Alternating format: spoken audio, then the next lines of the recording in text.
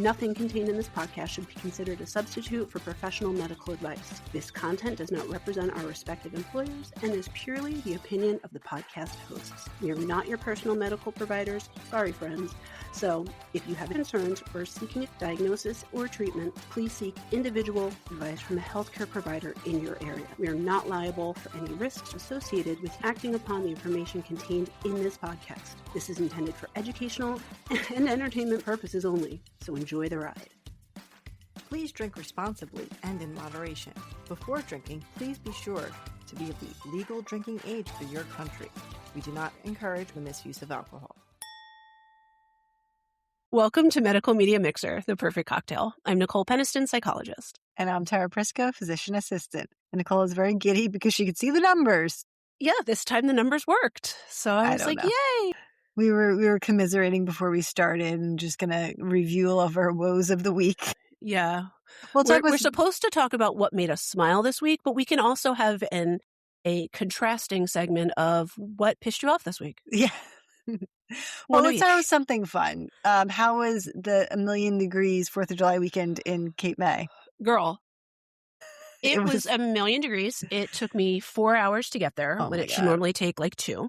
Everything went wrong that day. I had a nail appointment, which was scheduled 2 weeks ago. I show up at my nail place. My nail lady's like, "Why are you here?" And I'm like, "I have an appointment." She's like, "You're not in the book." And I'm like, "Wait, what?" And then of course, I'm like, "I made the appointment online." She's like, "Well, do you have proof?" I'm like, "You don't send proof." Oh, no. Where am I supposed to get proof from? So it actually worked out in my favor. Her first person no-showed, so she was able to take me. But I've said this before.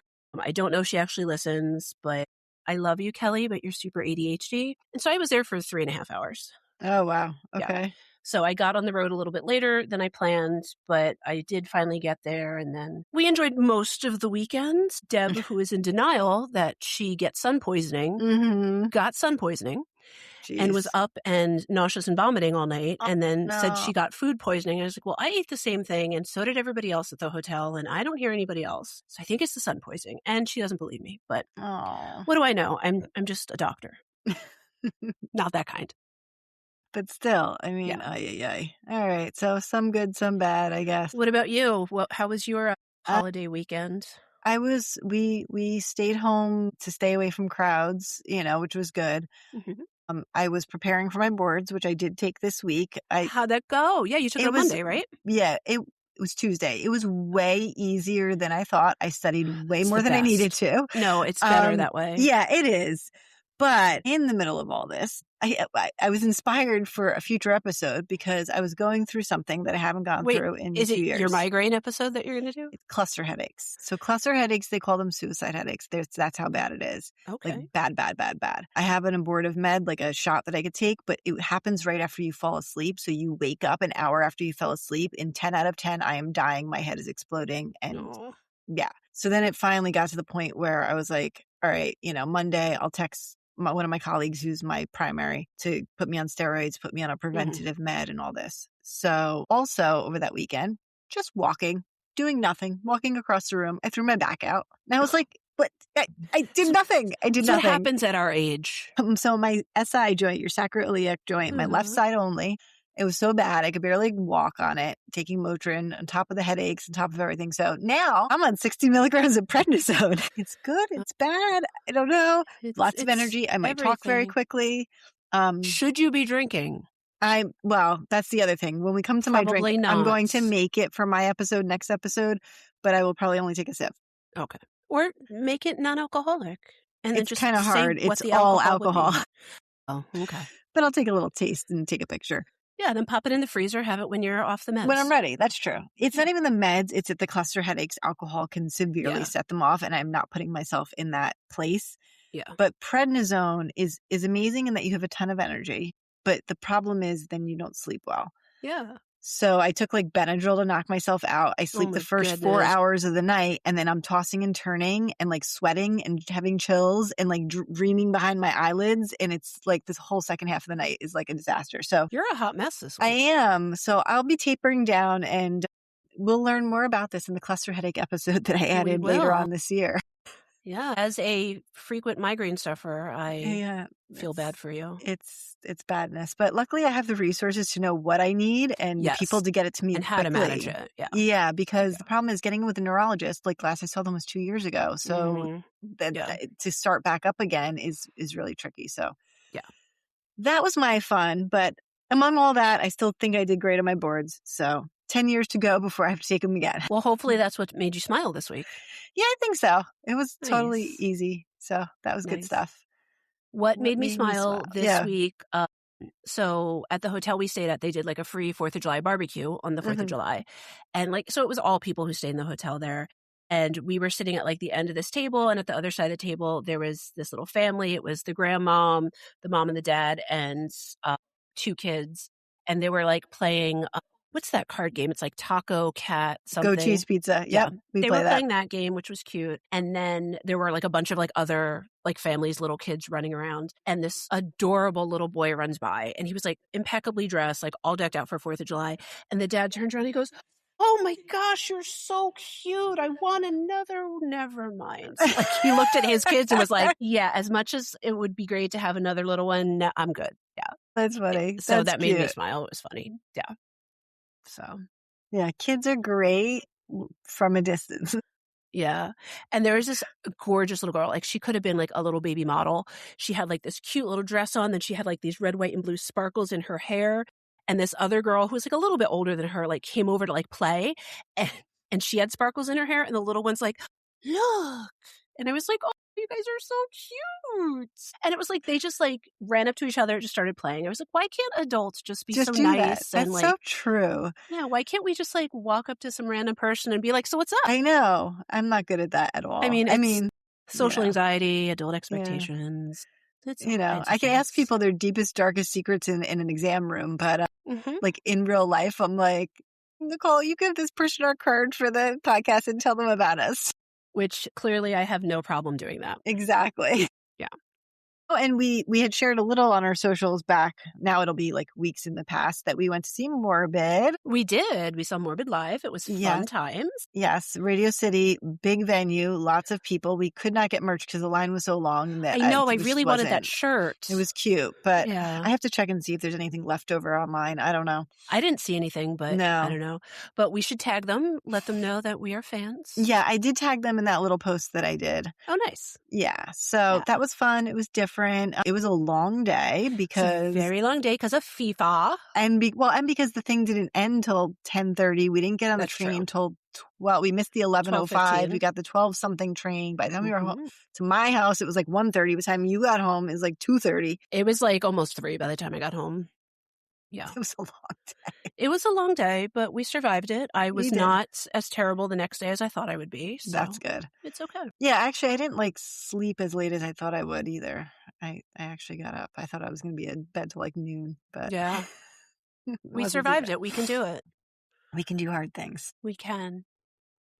So, do you have a cocktail to share with me today? I do, and I realized 15 minutes ago that I was missing one of the ingredients, so I had to improvise. That's okay. We can do that. The name of my cocktail is called the Sunshine Daydream, and it is 2 ounces of, according to this, Timberline vodka. I couldn't find that anywhere in the state of New Jersey, so I just used regular old Grey Goose. Sounds good.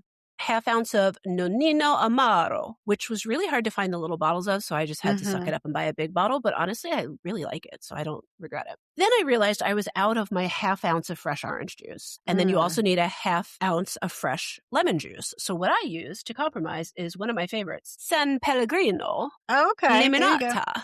There you go. It's not an ad, but if they want to sponsor us, you are welcome good. to. I would love it because I do enjoy your beverages very much. So I poured that in because it's citrus, and then it added a little sparkling to it. But like I said, the vodka and then Nonino Amaro, it's a nice flavor. So putting this on it, like it was pretty good. It's not what the cocktail was meant to be, but it's what I'm having. That sounds good to me. It sounds Sunshine Daydreamy. Yeah. So the film I'm going to talk about is not Sunshine Daydreamy at all.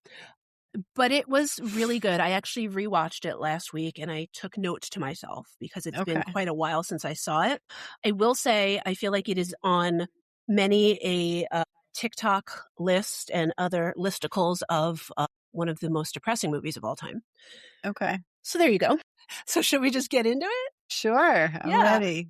So the name of the movie is Dancer in the Dark. It is heard of this. Yeah, it's a the year 2000, psychological tragedy musical written and directed by Lars von Trier. Do you know who Lars von Trier is? I don't think so. You but probably do. It up.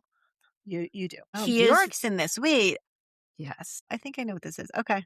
But Lars von Trier has done, I believe he did Melancholia. He did the Nymphomaniac trilogy. He did, what was that horse movie that Daniel Radcliffe was in? Equus. He did that. Mm-hmm. So he definitely does a lot of psychological, dark movies. But honestly, like I saw all of the Nymphomaniac trilogy. I saw Melancholia. The storytelling is very good. It's a vibe. You got to be in that vibe to get it. Mm-hmm. So like if you ever saw Melancholia, which I feel like I talked very briefly about on an episode a while ago, literally the first 15 minutes of the movie is silence. Okay. So like if that's not your jam, you ain't gonna watch the rest of the film, that's for sure. Right. Yeah. So Dancer in the Dark stars Björk, who also wrote the entire soundtrack. And also the soundtrack is called Selma Songs. She plays the character Selma, so that's where it comes from. Now, were you a Björk fan? I wasn't like a fangirl, but like I could appreciate like she's cool, different artsy vibe, like out there, like, that kind of thing. I can, I recognize her songs. Yeah, for any younger folks who are listening, there probably are none, but I would say the closest like current artist to Björk would be like Sia. Yeah, quirky. Like a little quirky, aloof. Artsy, a lot of like belting out of things. Mm-hmm. But I was actually watching, it actually came up on my TikTok probably because my algorithm knew I was going to talk about this, but there was an interview from Björk about that one famous song, It's Oh So Quiet. Yeah. Yes. So that was actually a cover. It's the only cover she's ever done. I didn't even know that. I just know it from her. Yeah, but she did an interview talking about that. And I realized, like, she's always been quirky, like, odd way of dressing. But she actually is, like, gorgeous in this one interview. Yeah. Stunning. I'm like, girl, like, yes. Like, that's why she could pull off a swan dress, okay? Right. Yeah, not that anyone thought that she was, like, unattractive. But, like, in this where she just, like, has, like, normal hair and, like, normal makeup and normal clothing, you're like, oh, girl, you're very pretty. So Björk, she is from Icelandia, or Iceland, like the yogurt. And so she stars in this movie. And as I said, she wrote the soundtrack because she is mostly known for being a musician. That was really what her main career was. She did a couple of acting roles, but this was really her main starring role, which ironically, it premiered at the 2000 Cannes Film Festival and won the Palme d'Or, which is the Golden Palm. That is the highest award. Ooh. So and she also won Best Actress. Okay. So obviously, if you're at the Cannes Film Festival and you win, it's pretty fucking good. Yeah. Yeah. You're not at the Razzies over here. So there's other famous names in the film. If you have watched it or if you've heard of these people, one of the big ones is the French actress Catherine Deneuve. She is in it and she plays Selma, Björk's character's like best friend. Mm-hmm. There's a lot of other familiar faces, but I feel like you'd have to like see it and be like, oh, I know that person versus like their name and just be like, oh, I don't know who that is. Right. So it is actually, Dancer in the Dark is actually part of a trilogy. Lars von Trier loves a trilogy. It's the second in the trilogy. Golden Heart was the first movie that came out. I'm sorry. The trilogy is called Golden Heart. The first movie was called Breaking Waves in 96 and The Idiots in 1998. I did not watch either of them.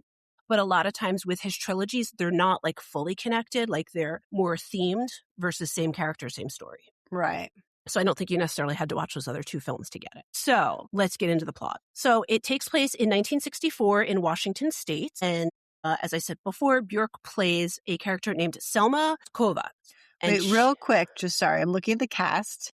Yes. And, I recognize a couple of people, but like on the second line down, one of the characters has almost my maiden name, last name. So really? Yes. It's Dr. Porconi. Porkorny.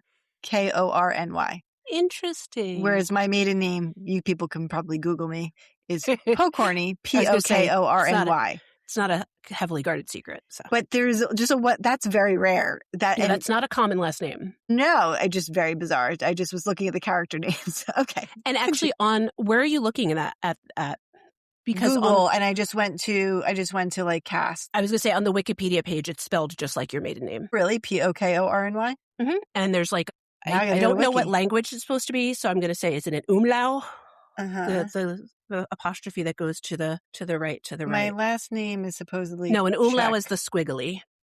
so I don't know what it is. It has an accent. all these people are European sounding, but Yes. it takes place in Washington State. Yes, because Selma is from the Czech Republic, and then later on in the movie, they bring in people from her original country. Oh, I do see here, Dr. Pokorny. Yeah. He's my people. I've never Yes. seen anyone with my last name. Okay, continue. Sorry. Yeah. So another popular person who you will definitely know, our friend, we all love him, Stellan Skarsgård is in this movie. Yes. So the plot. Selma Jerskova is a Czech immigrant. She moved to the United States with her 12-year-old son, Gene. They basically have no money. They're renting a trailer in the backyard of these people they made friends with, who are Bill and Linda. And Bill also happens to be a local police officer. So Bill and Linda kind of almost like adopt them in. Like, yes, she rents a trailer and pays them rent and lives there with her son, but like they invite them over for dinner, or like she'll bring them like candy, and like, so they have a positive relationship. But Selma's got a lot going on. She works in a factory with her friend Kathy, who Kathy is played by Catherine Deneuve. I don't know if that was on purpose. And she nicknames her Svalda. I don't know what that means in Czech. Yeah. I'm also confused because Björk isn't Czech. No. And she doesn't have a Czech accent. So I don't know if they made the character Czech to try to explain her Icelandic accent, or if it was just part of the plot and they're just like, we're casting you. I don't know. It's confusing because it does come up later where it's like, are you really even who you say you are? Anyway, so she works at a factory. It's like a machinery factory. They call it a tool factory. But when you see what she's actually doing, it looks like she's making like the metal inserts of like a sink. Okay. Yeah. So that's kind of the machine that she runs. And then there's this really shy, very sweet guy named Jeff who is in love with Selma, and he's always asking to like drive her home from work, or if she wants to go out to dinner. And she's always very nice to him. But at one point she flat out says to him, like, if I wanted a boyfriend, like you would be my boyfriend, but I don't really want a relationship. Like, I'm just focusing on my work and my child, and like, can we just be friends? And he does take no for an answer, but he still is always kind of trying to like, oh, well, I'll drive you home. Oh, we'll go to the movies. Oh, we'll do this. And she's constantly kind of having to push him off a little bit, but he's not like creeper in a way. It's very sweet. It's very endearing. So we come to learn very quickly in the movie that Selma has a degenerative eye condition, and she's essentially going blind. And so all the work that she does, so she works, they don't say exactly, but it definitely seems more than full-time hours at the factory. She saves all of that money. The only thing she pays for is like rent and food. Everything else goes to savings because it is a genetic eye condition. She wants to save it for a surgery for her son.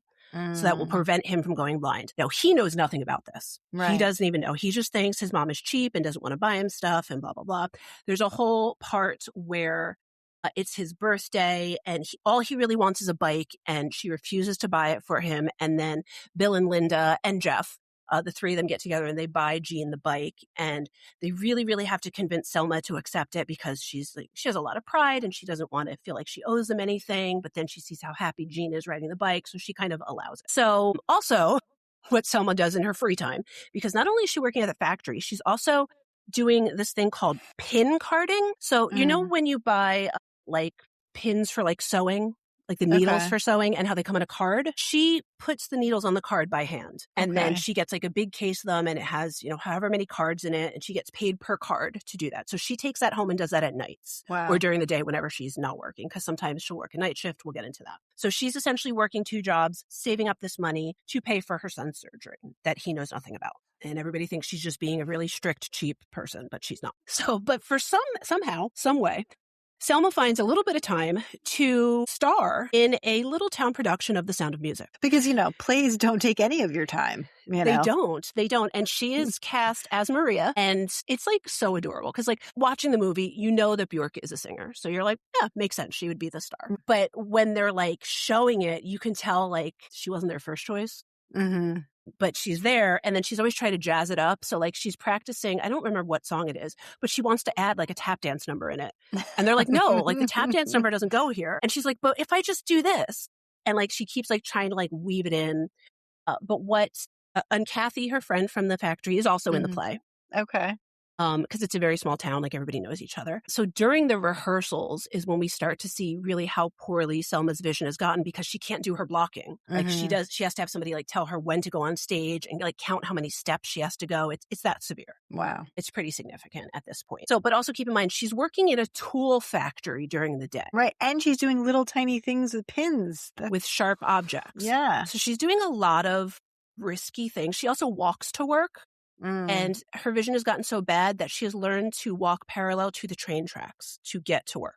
Wow. Which, do we really want a blind woman walking alone on train tracks at night sometimes? Yeah. So what I'm saying all this for is Selma doesn't always make the best choices. And that's going to be real important in about 2 minutes. Okay. So, but what we come to find out through just like little cutesy dialogue is that Selma has always loved musicals since she was a child, but she's gotten into this habit where she will stop watching musicals before the last number because she feels like the last number, it's all this build up and then it's over and you kind of feel like let down, even if it's like a happy ending. So she'll just watch a musical and then like leave before the last number or turn it off before the last number, which again will come up later in a not so nice way. So Kathy will take her to the movies, but again, her vision has become so bad that she has to like whisper to her what's happening on the big giant movie screen. So like she's basically almost really completely blind. Yeah. So in her day-to-day life, probably due to the significant amount of stress that she's in, she daydreams a lot. And she's constantly daydreaming that she is in a musical. And that's how this weaves the story into a musical because all of her daydream sequences are musical numbers. So now Björk is singing and dancing. With all these other people in these musical numbers. But it is like very clearly like this is not reality. This is in her own mind. And it does start off very like cutesy where like she's at work and it's very boring, repetitive work. So she starts to daydream a little. But then she daydreams too much and the machine malfunctions and she breaks the machine and gets in trouble. And then like there's many times where it's like she's very close to becoming injured because she's daydreaming. So at work, they keep calling her out for daydreaming, not really knowing like the amount of stress this woman is under and all these things that are going on that are like why daydreaming is functional for her, essentially. Right. And I say that because I'm going to talk a little bit about daydreaming. That's what I'm covering this episode. Okay. And it is both described in this film and the way it's portrayed is truly as daydreaming. We're not talking dissociation here because, spoiler alert, some big trauma is about to happen. And it is still always crafted as daydreaming, not dissociation. So there's a difference. Basically, the main like difference for just layman's terms is daydreaming, you know you're daydreaming. Like, you know, like, oh, I wasn't focused. Like, oh, that was a cute little thing I just thought of or that was nice to think of. Where dissociation, you're more losing time. You're outside of yourself. In a way that you're not in control of. So, as I said, she's daydreaming a lot. It's causing problems. And Kathy and Jeff, the people that she rents from, start to kind of pick up on her that her vision is not as bad. They see that she's memorizing eye charts in order to pass the vision test at her job, which they do every 6 months. Wow. And Kathy's helping with that, which I'm like, girl, not the best decision. Because they don't always work the same shift. So it's like, girl, you can't always help her, like if you're not there. And then Bill, the landlord guy. So I'm sorry, Jeff and Kathy are the friend and the guy who wants to be her boyfriend. So Bill, the landlord guy, basically goes up to Selma with his tale of woe that his wife is spending all this money and he's broke and the house is in foreclosure. And so she may not be able to rent the trailer if they lose the house and the land and blah, blah, blah. And it's this whole big sob story. And then he comes to the point and tells her that it's so bad that he's contemplated suicide. And so Selma promises, so this is another important part, promises to keep that a secret. That's not something you should keep secret. Yeah. But okay. She promises to keep it a secret and confesses to him that her vision is getting worse and worse and that she's saving up money to give her son a surgery. So once Bill finds out that she's losing her vision, he turns into a real gross guy. At one point, he's there and they're talking and then he pretends to leave so he can, in silence, stand in her fucking trailer and watch where she hides her money in. Jeez. And then sneaks out. Meanwhile, she's walking around the trailer, feeling around like can't see a fucking thing. Jeez. So then the next day, Selma goes to work. Her boss is kind of picking up on her vision issues because there's just been way too many mistakes. And he basically says to her, like, I think you should resign. I'll give you your final wages. But if your sight, because he doesn't know it's like never going to get better. Right. It's like, once your sight gets better, we'll hire you back. We'll bring you back on. But Kathy, the friend, is like, no, you just fired her. Like, you're not going to rehire her. And he's like, well, whatever. So now Jeff tries to get Selma to drive home with her with him because, she's all upset. She just lost her job. She's not like visibly showing it, but like you could tell she's really rattled by this. And instead she walks home along the railroad tracks. And this Always is a good idea. Right. This is the first and only time in the film where she does a musical number where we do not believe that she is daydreaming. Okay. So she's singing the song, which sadly is called I've Seen It All. Jeez. And basically saying like, I've seen this, I've seen this. So like if I don't see my grandchildren, if I don't see other things, it's okay because I've seen other beauty in the world. Very depressing. Yeah. So then she gets home. She goes to put the money, her final wages in the tin, and the tin is empty. Of course it is. And so she realizes the only person who knew about it was Bill. So she goes to the house to see Bill and runs into Linda. And Linda had like noticed the two of them like talking like privately a bunch of times. So she accuses Selma of fucking her husband. And Selma's like, no, like I'm not fucking your husband. Like I just want to talk to him because she doesn't want to tell Linda about the money and then Bill wanting to commit suicide and all that. So she's just trying to be like, no, like that's not what this is. Like I just want to talk to him about something. So this comes up later. But the phrase that Bill had used to Selma to keep it a secret is mum's the word. Mm-hmm. Now, reminder, Selma's first language is not English. Right. So she doesn't get that. Well, she explicitly asked him, like, what does that mean? But she doesn't understand that it's just a phrase that, like, if it's something serious, you can speak. She thinks it's like a legit promise. Like, mum's the word, I never tell anyone ever. Right. So she confronts Bill about the money. They have an argument. It's very, very dramatic. But remember, Bill's a police officer. Mm-hmm. So Bill has a gun and he pulls out the gun. And so she sees the money on his desk, is like, let me just take back my money. I know exactly how much I had. I'm not going to take any of your money. I just want what I saved. Right. And I think I wrote it down on here because it's a very specific amount, which again comes up later. I think that's like the beauty of this movie is there are these little details that mean so much later on. Right. Where if you don't catch it, you're like, oh my God, what was that?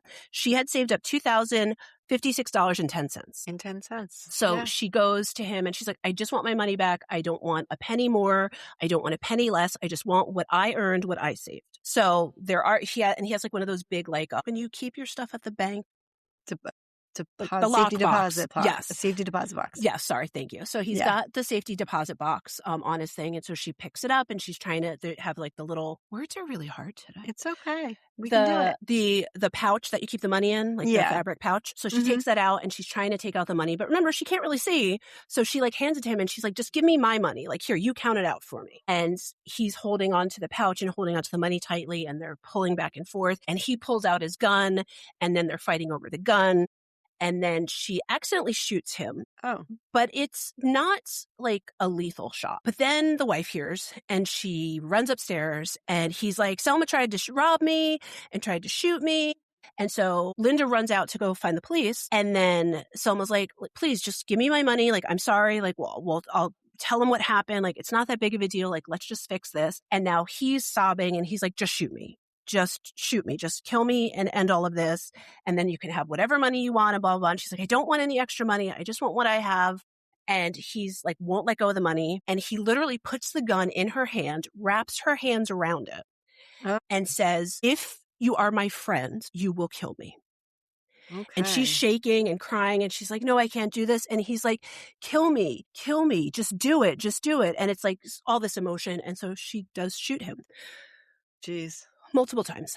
Okay. But only continues to wound him further. So she doesn't actually kill him. So now he's on the ground and he's truly suffering now because he's not dead. He's just shot a bunch of times. So then she grabs the safety deposit box and bashes in his head. Okay. Where did that come from? Because he said, kill me. Okay. So again, we have to remember Selma first language is not English. She takes a lot of these phrases and these things very literally. Literally, yeah. And she's also a people pleaser, so she does what people tell her to do. So Bill told her, don't tell anyone about this, so she won't. And Bill said, I want you to kill me, and she did. Okay. Yes. Okay. Now, the part about this is Selma does not come across as a stupid person. So, like, I was waiting for that to come up as, like, she maybe has some sort of cognitive problem. That is not the case. At least they don't weave that into a story. So now she runs out of the house. And so this is where it gets really cloudy because this is when daydream versus reality really, really gets muddled from here until the rest of the film. And this is, like, middle of film. Oh, wow. So there's one part where Bill gets up. and he's okay, and she helps clean off the blood, and he says, it's fine, you'll be okay. But he's dead. Right. And then there's another part where she runs off, and then she's dancing in the forest, and then she comes back, and then Jeff finds her, and she convinces Jeff to take her to this doctor that she's going to pay cash to do surgery for her son in advance, but they won't do the surgery on him until he's older. So she's like paying several years in advance for the surgery. It's very murky. But I think it's meant to be. But then when she goes to this place, this hospital for the surgery, she goes into there's like a little stream. She goes into the stream, washes the blood off of herself because somehow Jeff doesn't see this shit. Right. Of course not. Jeff's a sweet baby angel. So washes it off, and she thinks she throws the evidence, that pouch of the empty pouch with the money. She thinks she throws it in the river and it gets washed down. But because she can't see, it's sitting right there on the edge of the river, on the bank of the river, which they then find later and use as evidence about this whole murder plot that they now say she's had.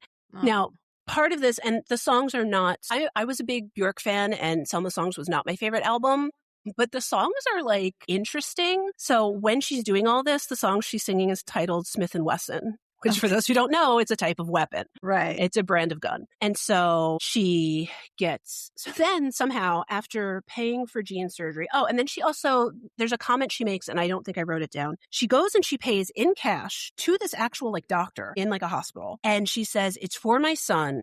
I can't give you his name, his first or last name, but he will give you this nickname. And that's how you know it's him. And it's a very unusual Czech nickname.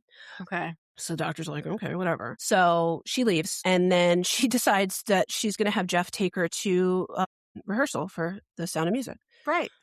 Now, at this point, again, small town, everybody knows each other. Everybody knows there's a murder. Everybody knows it's Selma. Everybody's looking for her. So she rolls up at rehearsals, and the director's like, excuse me a minute, you guys can talk amongst yourself. And he calls the popo.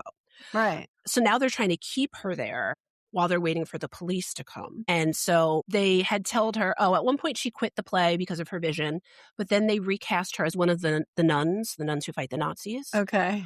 And so then they're like, oh, well, go do your tap dance number, because they were going to let her be a tap dancing nun. So they try to get her to do the dance. And that's when the police come in and arrest her. So then very quickly, she's already in court. And because it's, let me go back, 1964 in the U.S., they automatically accuse her of being a communist sympathizer.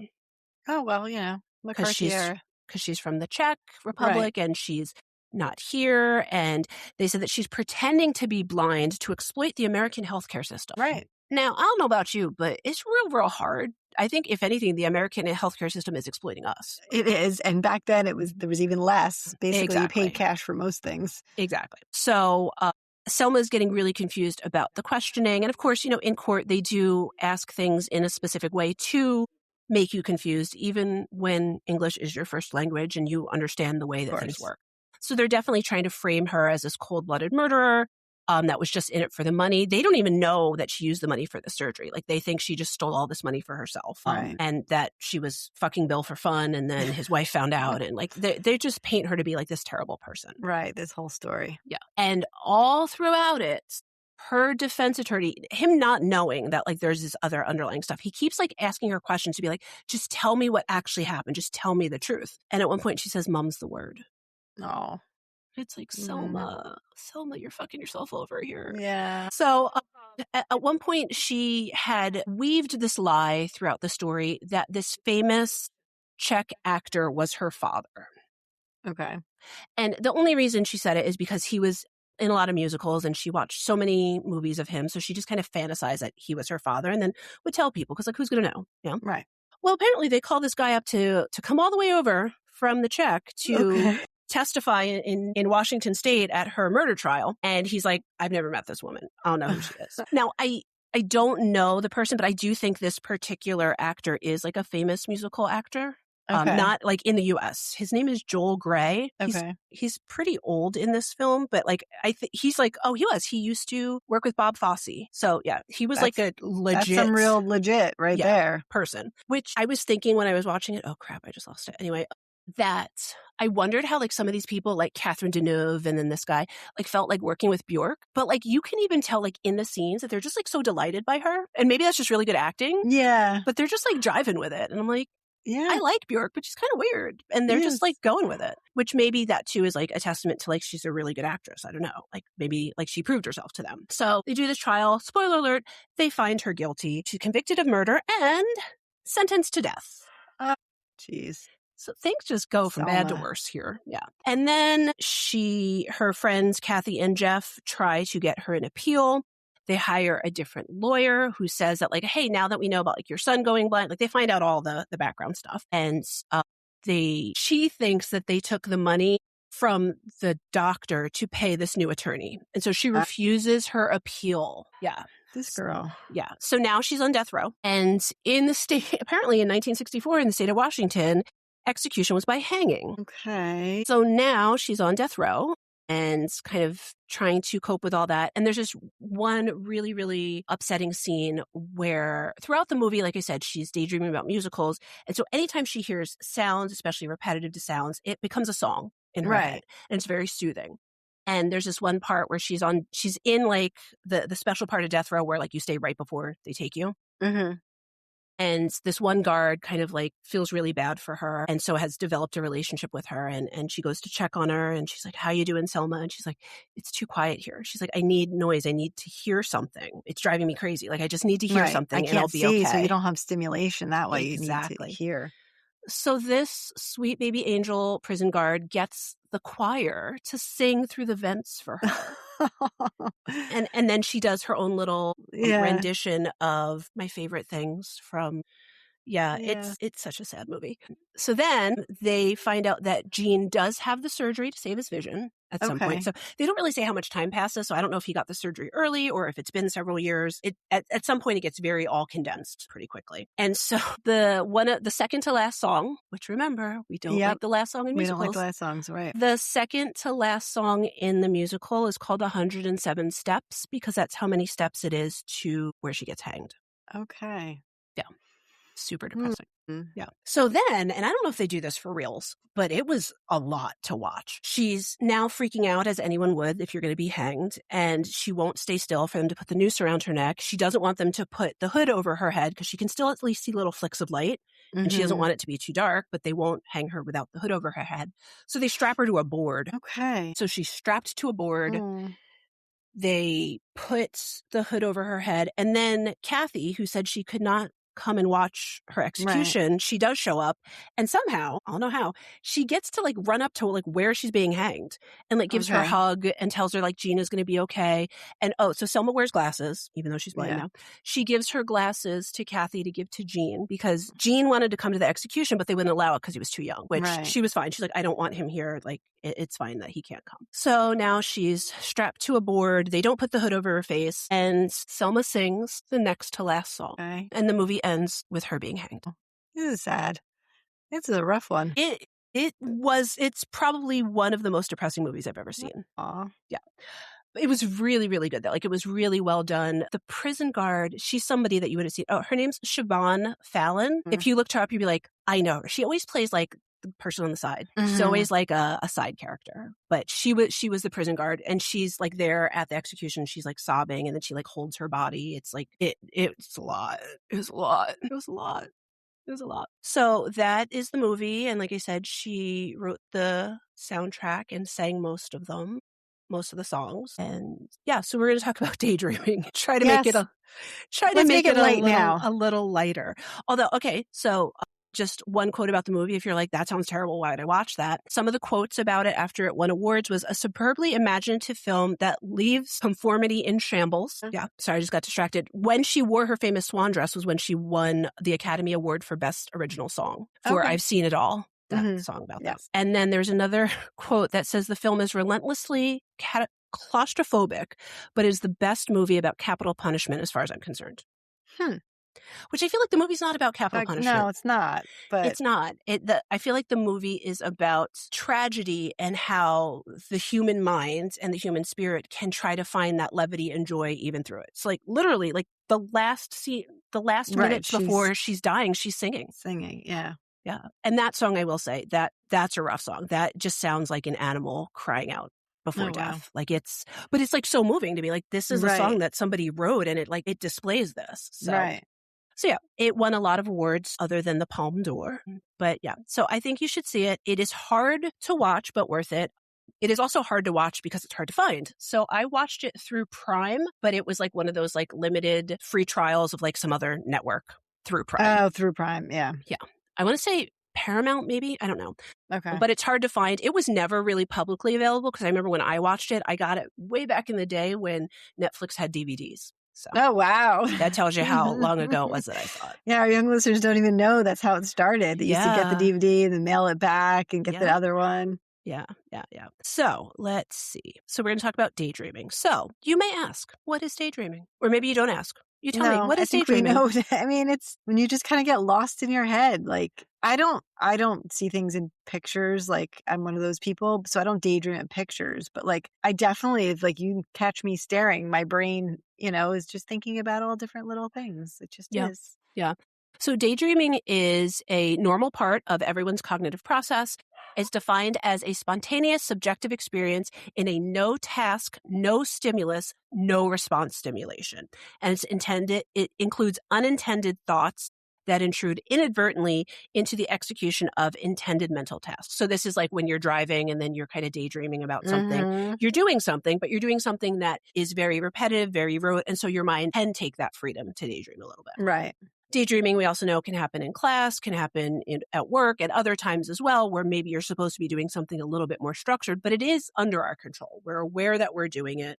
It may come on suddenly, but we can snap out of it at will. Right. It's not like you're now stuck in a daydream for the rest of your life. A single daydream typically only lasts a few minutes, but it is estimated that we spend 1/3 to 1/2 of our waking hours daydreaming. Really? So are they just saying like your internal monologue is daydreaming? No, I think that's different. Well, I think it depends on what your internal monologue is, because sometimes we'll have an internal monologue that's rehearsing a conversation we want to have or thinking about something we did have.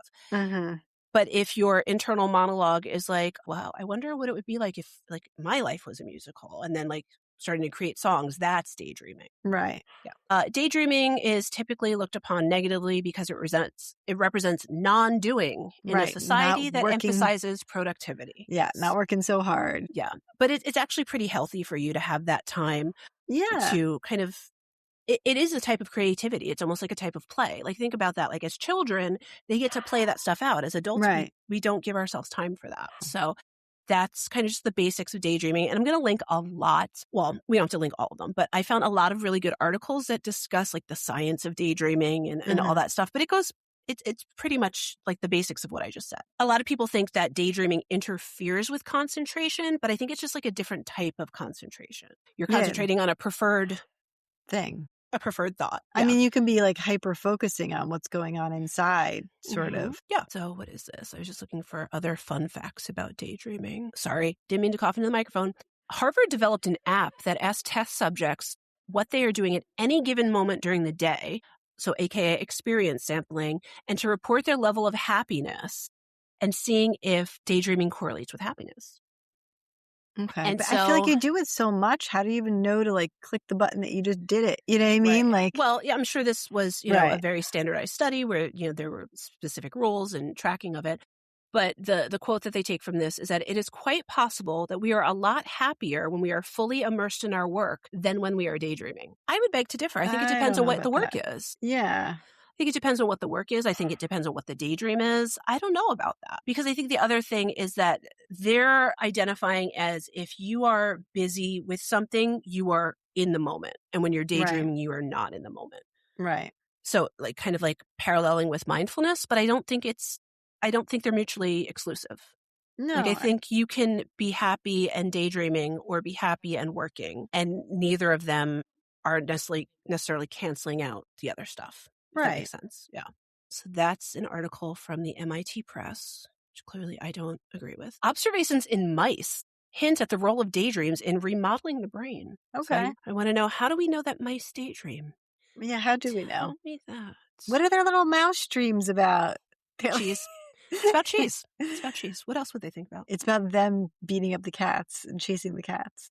So I don't know how this translates to like real life and like people daydreaming, but basically they were showing them specific images in like a pattern. And in between, those showing them the images, they were then shown just a plain gray screen. And it showed that the neurons that were firing were different during the gray screen than during the visual, indicating some sort of different activity. Okay. And so they were having a stronger response, specifically in the visual cortex. So they were imagining or seeing something when there was nothing to be seen. Interesting. So that's how they figured out that mice daydream. I don't know if that's a thing. There's a nice little fake Shakespeare quote. To sit perchance to dream. That's not what it is. It's to sleep perchance to dream. Is that weird that I know a lot of Shakespeare quotes? No. It fits. It completely I mean, fits. that's a pretty common one that most people know. Yeah, but it fits me. It does. I have read 23 of Shakespeare's plays. Exactly. See? There you go. I've only read the ones that were required in school. Well, I took that Shakespeare class, so that was 13 of them there, and then the ones that were required, and then I think I read like 2 or 3 others. Anyway, conclusions on this other study. A meta-analysis provides compelling evidence that maladaptive daydreaming is significantly associated with various mental health problems. So this is, I think it's more of that daydreaming specifically for avoidance. Right. Versus just it naturally happening and only lasting a few minutes and that kind of stuff. So that's interesting. So maladaptive daydreaming, bad. I could have figured that out from the name of it. Maladaptive, not adaptive. So is daydreaming more correlated with something like ADHD because your attention? So yes and no. I think it's the type of daydreaming and maybe the extent of daydreaming is more disruptive in ADHD. Right. You get locked into it. Yeah. But like according to these other sources that I'm linking in the show notes, everybody's daydreaming all the time. So maybe it's more of the ability to pull yourself back from it. Right. Yeah. I can see that. Like the ability to refocus. Yeah. Although, that is a common question I ask when I'm doing ADHD evaluations. Are you easily distracted? Is it by your mind wandering or daydreaming versus things around you? Although things around you can trigger your mind to wander. So they're not discrete. They can work together. Meta-analysis significantly associated with various mental health problems, challenging the notion that it is merely an intense form of normal daydreaming. So maladaptive daydreaming is more associated with more mental health disorders. So that's when the daydreaming, I would also assume too that when they say maladaptive, it's maybe the quality, the context of what you're daydreaming about is probably not as healthy as just like, I wonder why apples have 5 seeds. I don't know if they actually have 5 seeds. I just made that up, but that sort of thing versus well, I wonder what happened if I drive my car off the road. Like that's not an adaptive. That's an intrusive thought. And I was going to say, everybody uses the term intrusive thoughts. We all have them. Yes. So if we all have them, are they really intrusive? I mean, you don't mean them to come, so. You don't mean them to come, but you're also not following them. No. Yeah. When you do, that's the problem, the maladaptive issue right there. So this other article from the Cleveland Clinic says maladaptive daydreaming is a behavior where a person spends an excessive amount of time daydreaming, often becoming immersed in their own imagination, typically a coping skill to manage anxiety, but it can disrupt work, hobbies, friendships, and relationships. So it's the amount of time. Right. I can see that. Yeah. And it's the vivid and detailed daydreams versus just like these more general things. It is correlated with ADHD, anxiety, certain types of depression, dissociative disorders, and obsessive compulsive disorder. So that is the maladaptive daydreaming. So that's all I've got for today. I mean, it's an easy topic after a crazy movie. After a rough movie. But I will say, I did thoroughly enjoy it. And I will say... I mean, it sounds like an award-winning type movie. I mean, it definitely does. Yeah. As I get older, it's harder for me to focus on a full movie. And I was able to focus on this, even without I need to cover it for the pod. I've seen it before, so I could have daydreamed or zoned out during parts of it, and I didn't. Okay. It kept you I do love a musical, though, so it might have been that. I do like musicals. It's one of those things that, who invented musicals? That we just break out into song and dance. The ancient Greeks. Did they? I don't know. I just made it up. I'm I'll believe you. The ancient someones. But the fact that, you just randomly break out into song and dance throughout your story, it's just... Is it weird that I find it stranger that you break out into dance than you break out into song? Yeah, I mean, there's a little more extra involved with the dancing. I mean, because then if it's just song, is it a musical or is it an opera? Why are they different? Because they're not Evita was an opera. Evita, spoken word was in song, the dialogue was in song, but there was no dancing. Well, I think that's more of the production of it. But I mean, I feel like they're both musicals. There's not to be dancing. There's not a ton of dancing, in certain numbers. But it's Rent is a popular one. There's not a ton of dancing in that. Right. Like only certain characters dance in that. Or like Hamilton, not a ton of dancing. It's more like posing and standing. Right. But it's like that, yeah. I guess it's not dancing in that same respect. Yeah, I get it. And I was right. The roots of musicals can be traced back to ancient Greek theater, which combined music, dance, and drama. I mean, I knew theater, but I didn't know about, like, the dance and the singing part. And I spell theater Theatre. Yes, because that's the fancy way. The theater. I attend the theater. We were talking about that, like why there's like, how do you spell gray? Grey, Gray. Like there's the fancy way and there's the American way. Or lavender.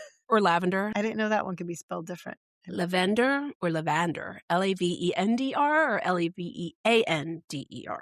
Okay. Yeah. And like, there's just a couple words that, we borrowed from the true English, the Brits, and we changed the spelling and made it American. Wait, to answer your question, a musical combines elements of theater, music, and dance to tell a story, distinguishing it from a play or an opera. While plays primarily rely on spoken dialogue, musicals integrate songs and dance numbers to express emotions and advance the plot. Operas, in contrast, are set entirely to music, with characters singing all of their lines. So I think that's the difference, the breaks in it. Yeah. Although I feel like... now I'm second-guessing myself. I was going to say 6, I don't think anything is spoken. I think it's all sung, but I could be wrong on that one. I could be wrong. I know I've seen a musical where it's all sung and nothing is spoken, but I can't remember what it is. Okay. Off the top of my head. Then it's an opera. No. Because there's dancing. Look, dancing and singing at the same time can be exhausting. Trust me, I've done it. It's a lot. It takes a lot of coordination. I enjoy it, but it's a lot. It's tiring for an old fat lady like me. It's a lot to do. I did it in my car last night driving home, and I had my own musical. You had your own musical. I had my own musical, and it was set to Rihanna's Where Have You Been? Okay. I had a whole dance break and everything. Oh, my goodness. I wish I was driving next to you. I don't think you do. I don't think you do. Were the other cars looking at you? Were they like... It was at like 10:30 on a road that was doing construction, so it was probably just the construction people who were like, what is she doing? That's okay. She's having fun. The first musical comedy was The Black Crook in 1866 that opened in New York. Okay. But I feel like there had to be ones in other countries. Like, we didn't make everything. No, certainly did not. We did not make everything. Anyway, that's all I got. Also going to keep rambling about some of my favorite musicals like Les Miserables. Phantom of the Opera. I need to go downstairs and tell my dog to shut up. She's been barking for like 10 minutes straight. Jesus Christ. I've seen that one. That's a good one. That's one of my faves. It's one of my top 5. Yeah. Yeah. That's a good one. I think I like it because it's a rock opera. Yes. No, there's a lot of good musicals out there. I'm a fan of musical movies, musical, plays, but the husband is not so much a musical fan. Like, he's not so into it. He's like, I don't get why they're singing and dancing. Like, it doesn't matter. They just are. But I've always shown the kids like The Sound of Music, some of the clips from that. I don't think they've ever watched the whole movie. I don't think they would get the nuns and the Nazis reference. Yeah.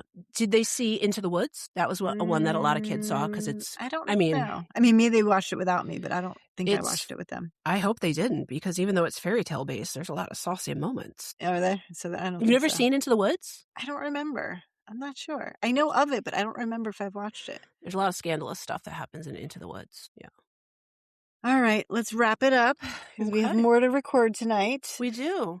All right, so I'll sing for you next time. Thank you for listening to Medical Media Mixer. The perfect cocktail. Cheers. Thanks for tuning in to this episode of the Medical Media Mixer podcast. If you enjoyed the conversation, don't forget to subscribe, rate, and review us on your favorite podcast platform.